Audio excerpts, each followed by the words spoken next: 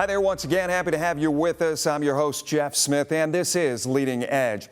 There's a quiet crisis affecting fire protection in small towns and rural communities nationwide. Here in Ohio, nearly 70% of our nearly 1,200 fire departments are staffed primarily by volunteer firefighters. But take a look at this.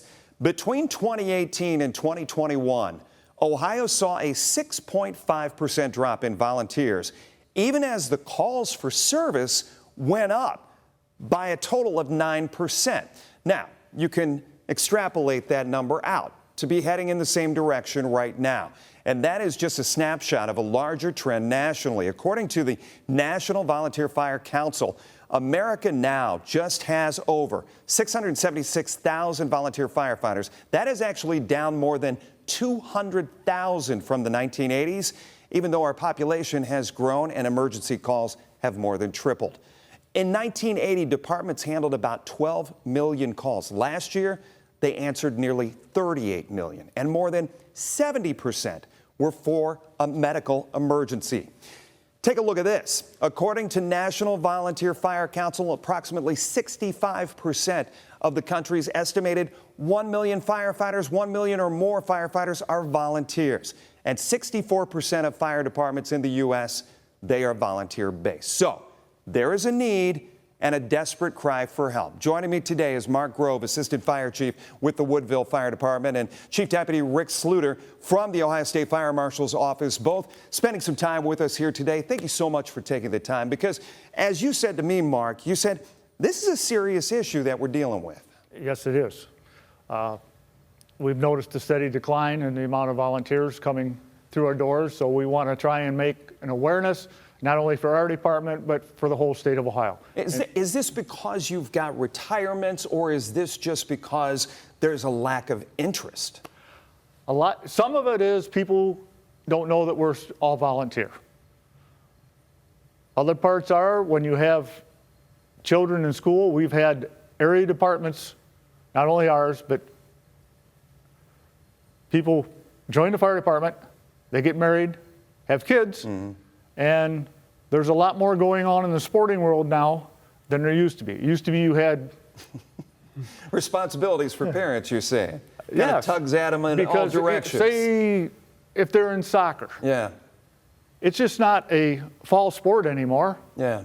They play club sports, and they're going all over the state of Ohio and other states to play. But for as long as there's been volunteerism as far as fire services are concerned, Rick, I mean, is it an understanding you get that out to volunteers and tell them, hey, listen, this is going to take a lot of your time. We need you on call, and if you've got this, that, or the other going on, this isn't for you. Yeah, and that's been the trend in the volunteer fire service. And if you get them to the door, they find out what's going on, and then they realize, hey, I can't do this. So they don't make the commitment. That's about, with the fire service, you can commit to volunteer to any organization, but with the fire department, you never know when you're going to be needed. And a lot of people just can't commit to that time commitment or the training commitment. Talk to the viewers today about how reliant Northwest Ohio is when it comes to volunteer firefighter departments. I'll get your thoughts on both of it. Well, the majority of the fire departments in Northwest Ohio, of the 22 counties generally considered in Northwest Ohio, 70% of them are volunteers, pretty much along the lines of the national standards. And there's a lot of departments that have paid EMS help that still have volunteer fire, combination departments, we like to call those. It's relied upon, and they have the very few serious calls they have, so some of them lose interest in that, in the training, because of a big majority of the calls become EMS. And then when the fire department's dispatched out, we don't know how many are going to be in town, or how many are going to be available. So the few volunteers they do have, you don't have the reliability factor on the response. How do you put out the call? How do you put out the call for these individuals to say, maybe this is for me, but I mean, I'm assuming, correct me if I'm wrong, I'm assuming there's not a lot of pay involved in it. We have recently, our township we're starting to get paid a stipend, so much per run and so much for training. And we've cut back on I don't want to say our standards, but what we expect of people. It used to be the first year you had to attend for 100% of the runs and training. We're starting to understand that there's a lot more going on in people's lives. Right. So as long as they can keep up their state of Ohio certifications and their training for their CEs every year, Right. we're a lot more lax than we used to be. Some of that is a habit that a standard we have to break to say, but we got to get the people in the door first. What does it mean to get somebody up to snuff as far as being ready to go? Well, currently in Ohio, there's a 36-hour volunteer fire training to do interior fire attack. But what we've done is we've went ahead and added what's called a fireground support firefighter and also a fire apparatus driver operator. So it allows a little bit less hours of training, and it allows people to come to the fire department that necessarily don't want to do interior firefighting, because a big majority of the work that needs to be done at a call may not involve that interior fire. So it's going to hopefully bring some more of the community members to the fire department that necessarily wouldn't want to go into a burning structure. So we can start reaching out to the people that have left the fire department because of their kids' activities. Now that they're getting, whether their kids aren't in school or there's less activities for the kids, Right. we can get them retrained again so they can be the outside firefighter or they can be the driver apparatus. But that's just recently come in the last year and a half, 2 years, that certification. Let's whittle this down to Woodville. Talk to us about your department specifically and the problems that you face as far as numbers. How many firefighters are there? We have approximately 22 on our roster. Is that high? Is that low? That's low. What's a high mark? We used to have 35, 40 Who are available at beck and call? because everybody used to work swing shift. There was a lot more businesses in town. People were allowed to leave their jobs to go to fires. There is some laws out there where they can get reimbursed, but people don't want to risk their jobs, and you can't blame them for going. So talk to us about the limitations that 22 presents. Most of them work day shift. So during the day, there's 2, 3, 4 of us around at a time. Yeah. Are you full-time? No, I'm volunteer. Okay. No, I get that. But I mean, as far as making sure this operation goes and runs, are you somebody who has to be a lot more hours than you'd even planned? Yes. Since I've retired, everybody wanted to know I was going to retirement. I don't have time to do much because of the fire department takes a lot of time. But we're not asking that for the other members. We want to get the new people in so we can spread the wealth of some of that out. As you travel around the state, you look at 22 on staff. Is that a concern? Is that a worry spot as far as fire coverage is concerned? And how should residents see this? Yeah, it is concern. The average age of the volunteer in Ohio is above 58 years old, and that's going to continue to get older. Say that again. It's above 58 years old, the Okay. average age of the volunteer firefighter. And so that's concerning because that's going to increase. The age is going to increase, and the numbers of those people available are going to decrease. And we have fire Is it a departments. younger, I'm sorry to interrupt, is it a younger firefighter that tends to show up for the rural firehouses? I mean, is that a safe estimate? Oh, no, it's the opposite. It's the opposite, Yeah. yeah. And we have many fire departments in Ohio, especially you get into southeast Ohio, they're working with 3 and 4 members that are, and they never know when they're going to be available. Can 3 or 4 members go out and fight a fire? No, that's no way possible. They can do it safely and effectively, no. That seemed like one of those questions that, Yeah. needed to be answered. Stay right there. When we come back, you may have seen this on TV or maybe on social media, but there's been a real effort in the last year to try to get more volunteer firefighters in the ranks. We're going to show you more of this video. We'll discuss the campaign, maybe the QR codes that are available to you. Heck, maybe you show up at a fair, they talk to you there. We'll see if it's making a dent right after this. Leading Edge, back. Welcome back. While we were away, we had a revelation, if you will, that I had no idea. But you guys were talking about the time it takes to get out of a house safely when a fire starts and how it has changed over the years. Touch on that again. It used to be when the old construction and there wasn't as much synthetics in the house for furniture and everything else. You used to have between 15 and 17 minutes to safely get out of the house once it catches on fire. Now the average is down to almost 3 minutes to safely get out of the house before it can totally go up. And to that point, does that even, I mean, I'm noodling that thinking, well, how do you save a house at that point? Yeah, From a firefighting standpoint. And how do the people get out? That's why we try and stress the importance of. But I was thinking just response time for Yes, you guys to get there. If a house is going up in 3 minutes, Yeah, that's right? That's been difficult because it's going to be 5 minutes before the first volunteer gets to the firehouse. Well, let's talk a little bit about the campaign and get the word out to people as far as the signups, how that is concerned. Let's show a little bit of that video if we can. Once again, this has been going around since last year. This came out. It's a PSA, but it's Make Me a Firefighter, yes. And that's the campaign. And they're trying to make people understand what it takes. And it's not this mountain you have to climb, right? Is that kind of taking it to kind of an easy level for folks to understand? Yeah, we're going from the old days of this is the absolute rigid training to here's a new way we've invented to do this as far as get you some training. Not only do you don't have to go to the fire academy anymore, you can do the training at the local firehouse and get the certification a lot easier. Is it like a week? Is it a Saturday, Sunday? Is it can on be. your time? It can be a Saturday, Sunday, and we're just going to make the certification process a lot easier. A lot of that came about with the online availability of training. So we've reinvented the wheel on that, Yes, and we've got the approval to do that. It's actually the fire apparatus driver operator and the rural support firefighter are now NFPA approved training curriculums that the state of Ohio is getting out there, and through the fire marshal's office, we're going to try to help bring those resources to the local fire departments to help certify volunteers a lot easier. Is it a lost cause to try to get the 20 to 40 year olds, if you can, to get them involved? Absolutely not. We just have to. We just sort of got to reinvent the welcome mat on how we get those people interested in that. Yeah. We're starting to see a trend, an uptick of younger people wanting to get involved in their local. So, Mark, you've got some materials. Talk about how you guys are doing and how you're reaching people. We're starting to be aggressive in this, and we have with the fire department, and we're going to start passing out these flyers, and it has the QR code, and that actually goes to the state fire marshal, and they will contact us. You said fairgrounds, you said football games We're even on going to Fridays? go to a football game.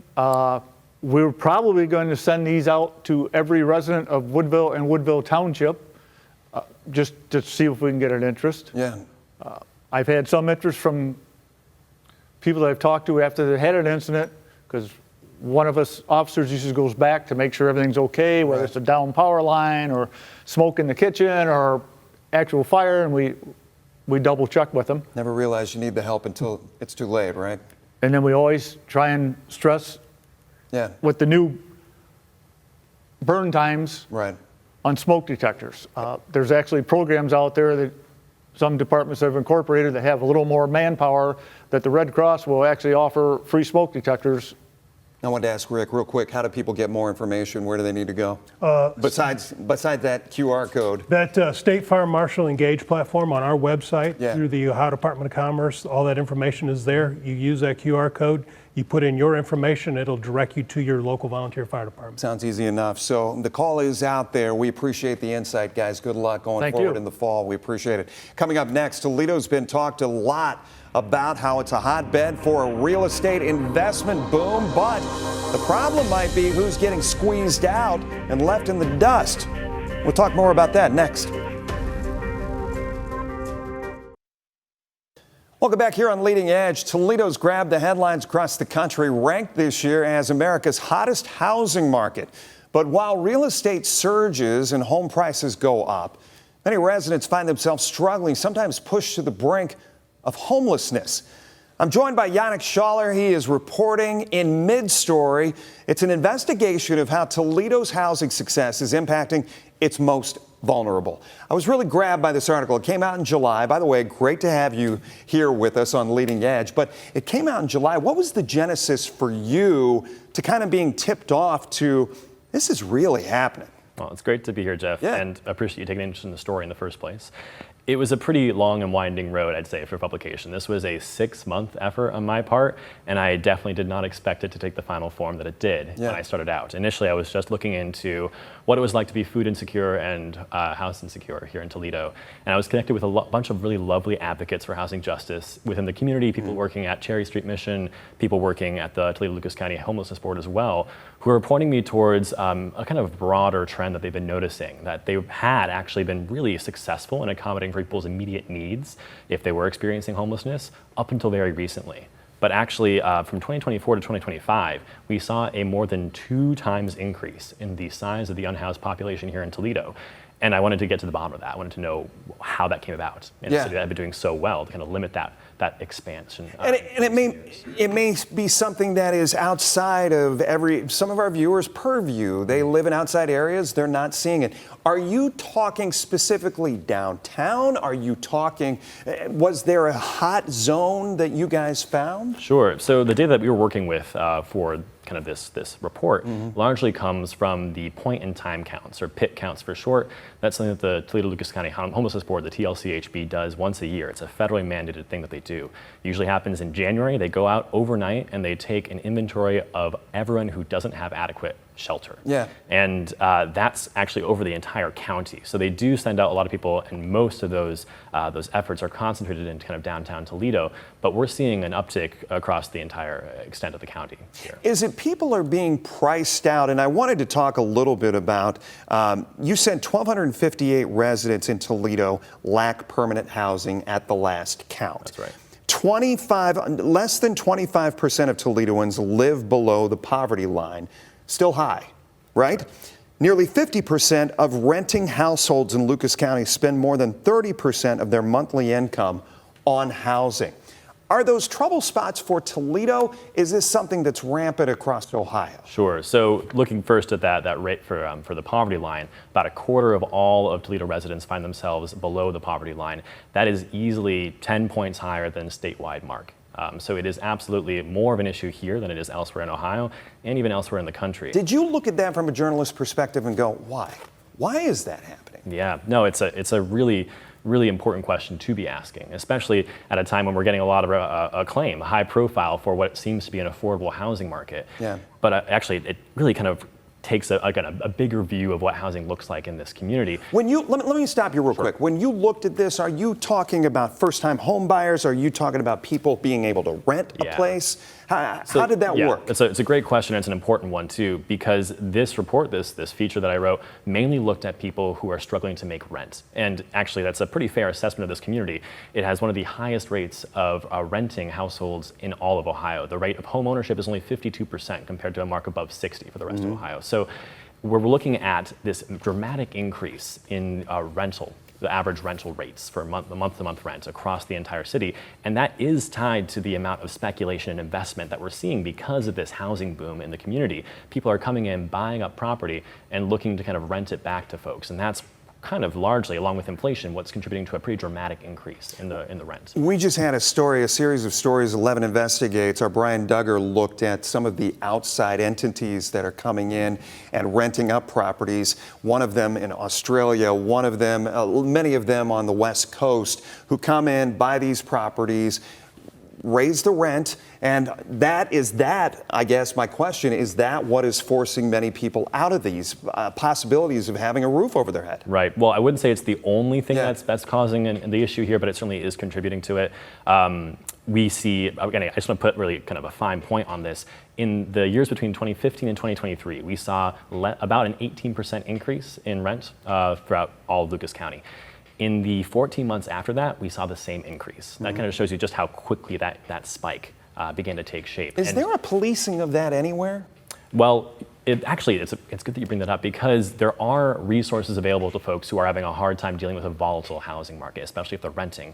And that usually comes in the shape of public housing. So I do want to include, and we do talk about this extensively in the article as well, what the Lucas Metropolitan Housing Authority is able to do to kind of offset this pretty, like you said, it's a squeeze. Yeah. So the public housing stock in Toledo, public housing, of course, is tied to the tenant's income. So it's a lot more manageable, it's a lot more steady. But the public housing stock here in the county and the city is very limited. We have a 5-year-long wait list. And have thousands of people on it for people that get through. So if we're having a hard time finding housing that's affordable in the private market, which again is true for more and more people, it's also hard to find that controlled housing in the public sphere. Not only availability, but quality as well, because over the last few weeks, months, we have done so many stories about tenants who just can't live in their places anymore because they've been deemed uninhabitable at this point. So at the end of the day, and I hate that phrase, everybody overuses it, I apologize, but when you came to the end of this 6-month inquiry, what were you left with? What were your answers? What is your next stop on this? Sure, and that was of course a question I was especially interested in asking the folks I was speaking with, these experts, these housing advocates. And as the journalist here, it's not my place to say this is what we need to do. What I can share is what these housing advocates from Cherry Street, from the TLCHB were sharing with me. And they were saying that there's a lot of federal cuts looming to these programs that subsidize the cost of housing for cost-burdened residents, because they see these long waiting lists. They see people who are dealing with really kind of poor conditions in their public housing environment, and they're saying, "Oh, this is not functional. This is dysfunctional. This is bloated. This is not going to work. We need to defund it. We need to look elsewhere." But these housing advocates are saying that actually transitional housing and cost-subsidized housing is the way to go. These shelters simply cannot accommodate for this hugely increasing population of home insecure individuals. I'll tell you what, we hear so many times in Toledo what we don't have, but what we do have is Midstory. Go to midstory.org and see this journalism incubator. It is fantastic. I'm so glad you were here. Janek, thank you so much. We appreciate it. We'll be back right after this. A lot to unpack here. We hope you've enjoyed this week's Leading Edge. If you want to reach the show with comments, ideas, or suggestions, it's easy. Just send us an email to leadingedge, all one word, at WTOL.com. Thanks for joining us. I'm Jeff Smith. Until next time, listen, learn, and lead.